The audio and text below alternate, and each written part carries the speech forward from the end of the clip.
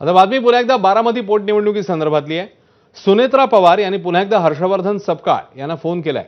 बारामती पोटनिवडणूक बिनविरोध करण्यासाठी पुन्हा एकदा विनंती करण्यात आली आहे। याआधी देखील सुनेत्रा पवारांनी काँग्रेस प्रदेशाध्यक्ष हर्षवर्धन सपकाळ यांना फोन केला होता।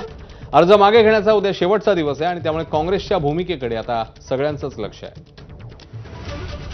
राजू सोनावणे याबद्दलची अधिक अपडेट देतील। राजू, पुन्हा एकदा राष्ट्रवादीच्या माध्यमातून प्रयत्न होतोय निवडणूक बिनविरोध करण्यासाठी।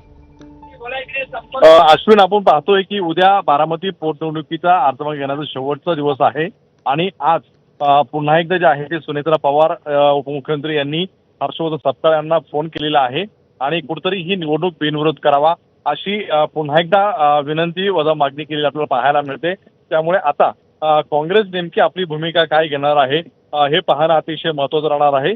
खरं तर काँग्रेसनी एक कारण पुढे केलं आहे सूत्रांच्या माहितीनुसार का हा निर्णय दिल्लीतून झालेला आहे, त्यामुळे दिल्लीच्या नेत्यांच्या सल्ल्यानुसारच आम्हाला निर्णय घेता येईल। त्यामुळे आता उद्या शेवटचा दिवस आहे, त्यामुळे आता ही निवडणूक जी आहे ती बिनविरोध होणार की काँग्रेस आपला उमेदवार कायम ठेवणार हे पाहणं महत्त्वाचं राहील। धन्यवाद राजू या माहितीबद्दल। सामाजिक न्याय मंत्री संजय शिरसाट यांच्या मुलाच्या हॉटेल खरेदी प्रकरणावर पडदा पडण्याची शक्यता आहे।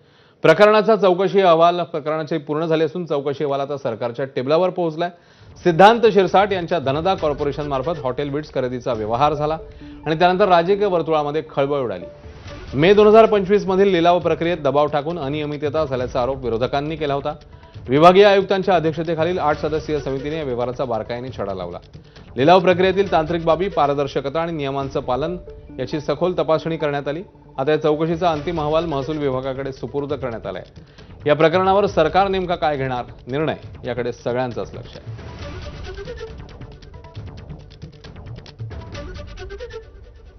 या चौकशीवर